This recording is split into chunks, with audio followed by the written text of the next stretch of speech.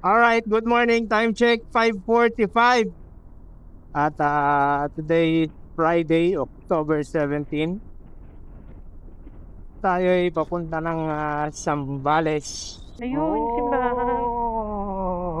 Ganda. Ang iksi ng ano niya, yung ang tawag dito, kampanaryo, belfry. Parang mga 30 feet na lang to.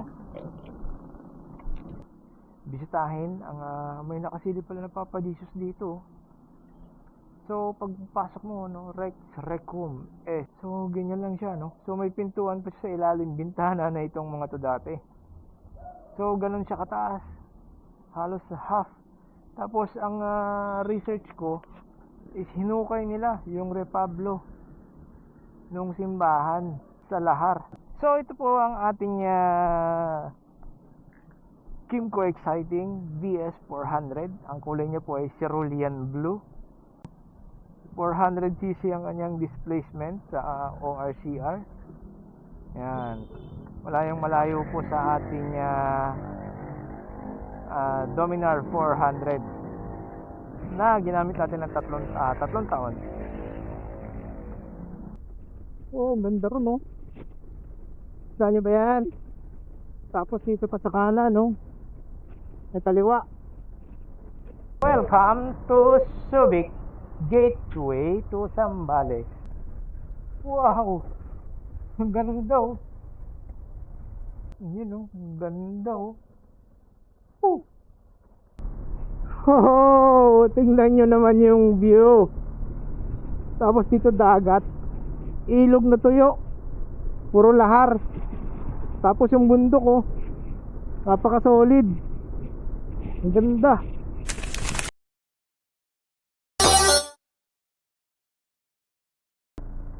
Yan, na tayo nakalabas na ng Ayas, shrimp farm. O namang si Aya may-ari nun? Baka anak. Ayun, nag-assist sa atin, Aliyah eh. Aliyah? Pangalan niya. Nakalagay doon sa akin. Oh, ba kapatid? Or ano? Kuya tawag niya, may kausap siya sa phone kanina. Nagtatanong ng mga bookings. Alright, in 9 minutes tayo ay nandun na sa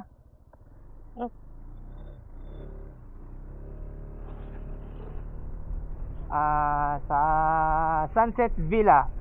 Doon tayo nakabook ng 2 days, 3 days and 2 nights.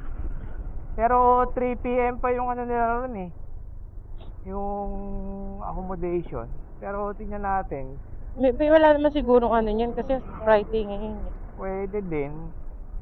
Hindi natin alam eh, tingnan natin kung anong mandadatnan natin doon. Sobrang lapit lang niya kasi doon sa Ayas, sa Shrimp or sa doon sa kinainan natin. So paglabas nyo eh, ano ba to? May ikot-ikot yung tali ng tanggal. Paglabas nyo ng Aya is dire-diretso lang kasi ano na to eh, part na ng Palawig, Zambales. Feeling ko nga walang guest doon ngayon eh. Saan? Sa resort. Mukha. Eh kasi di ba naglilindol dito? Oo nga eh, Ayos yung solo natin. sa Pasinlok. Pero sa susunod na bayan pa yun. Okay lang. Sunset Villa. At nakalimutan kong mag-record. So dito na tayo sa Sunset Villa. Ito ata yun.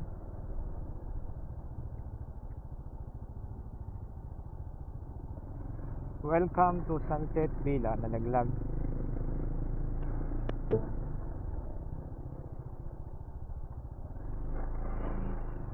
Itong diretso siguro. Ayun, straight na rin. Oo nga, Sunset Villa. So ito yung likod. Oh, nice. O diba? May mga naka-accommodation din.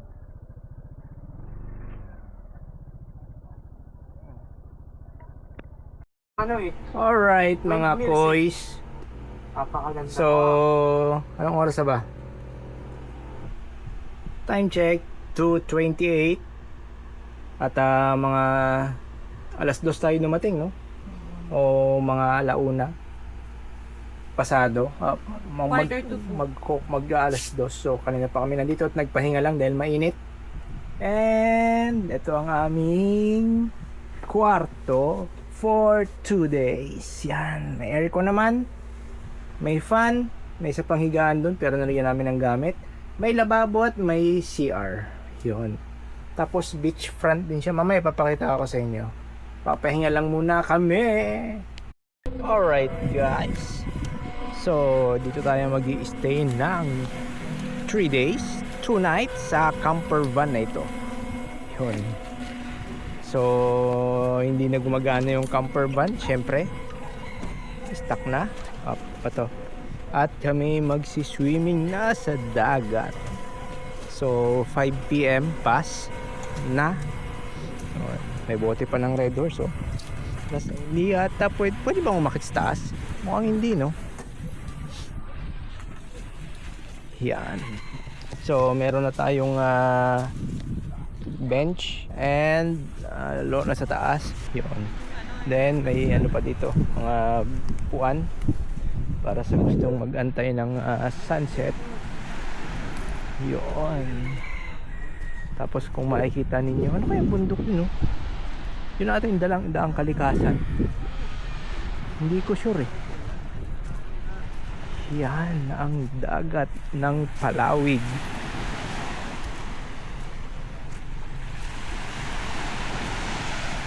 Hi doggy, papainit ikaw. Yun.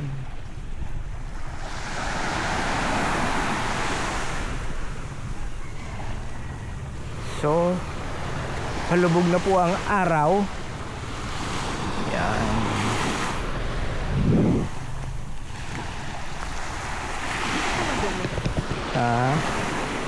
Palang sigurong madumi. Tingnan mo. Siyempre dagat yan eh, seaweed.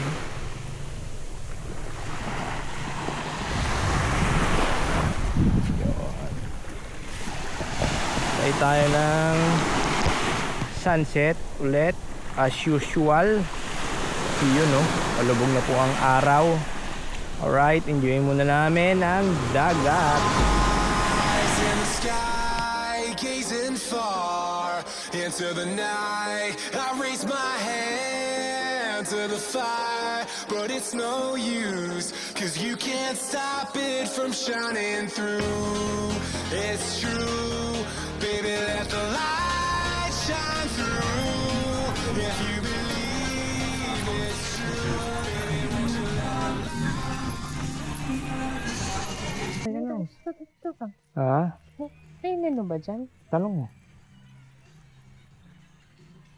Tanong mo kung anong nila. Restaurant ba to? Pwede malaman ko ano yung menu?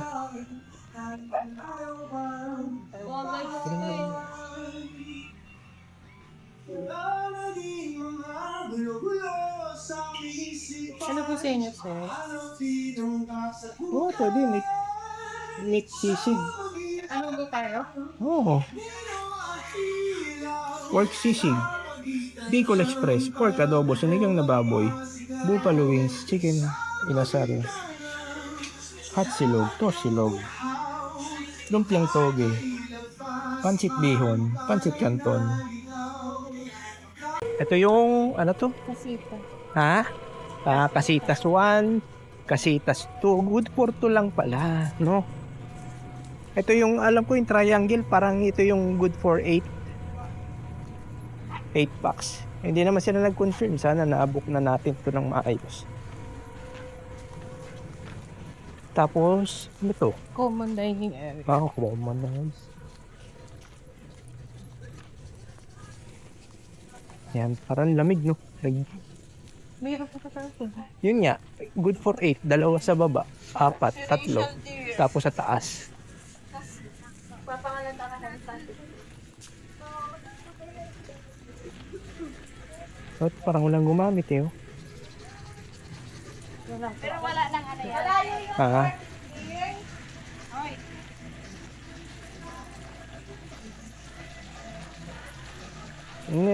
Ito ang pool.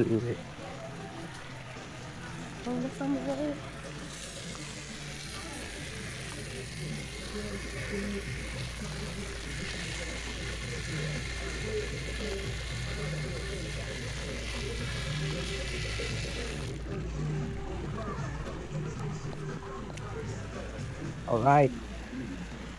Enjoyin muna namin. Ano naman yan?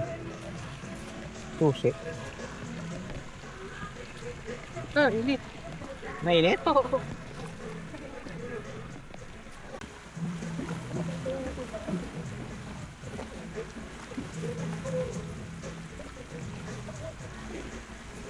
Nababaw lang. Nababaw lang.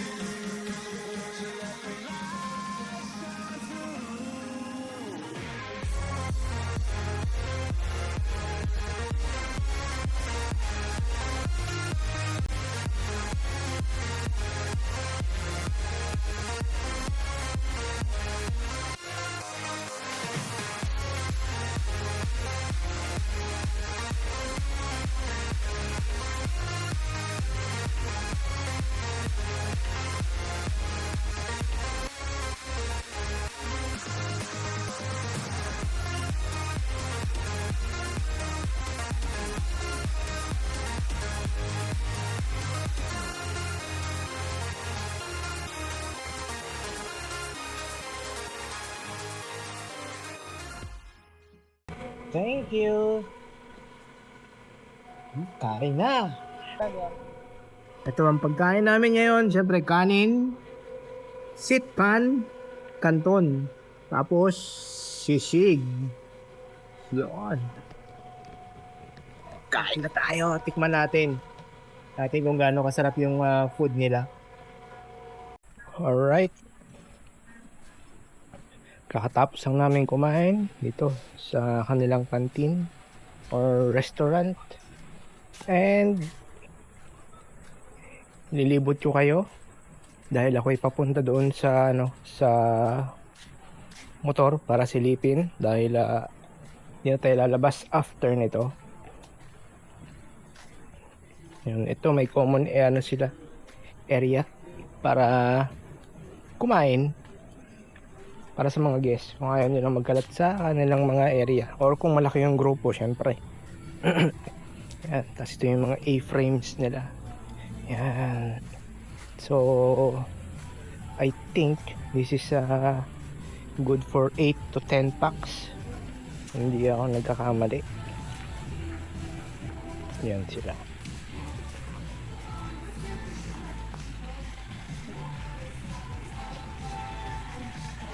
Then, ang pinaganda ng pool is mainit yung pool. Then, may pailaw sa gabi. Ayan o.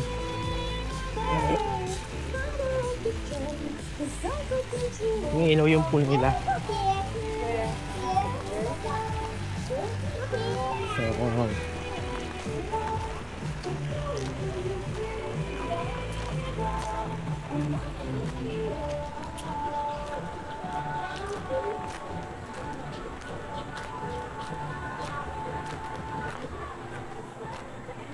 yan ang kanilang feature dito sa Athena.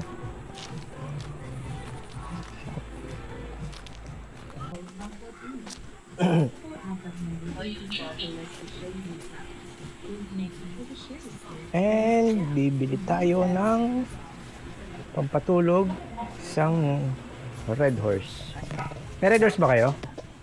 Wala. Sa labas po. Bibili. Saan yung labas? Tinda. Meron ba dito sa labas lang? Kung gusto niyo po kami bibili. Pwede naman. Magkano yung Red Horse nyo? Ano yung 85 na yan? Ano po? 500? O mucho na? Mucho po ba? Or May yung 500? 500 din lang. Isang piraso po. Isa lang. Sige. Tapos pwedeng pahatid na lang sa camper. Kung 500. Oo. Sige po. Thank you. So, yun ang kanilang kung wala sila sa available, pwede tayong mag-utos para bumili sa labas.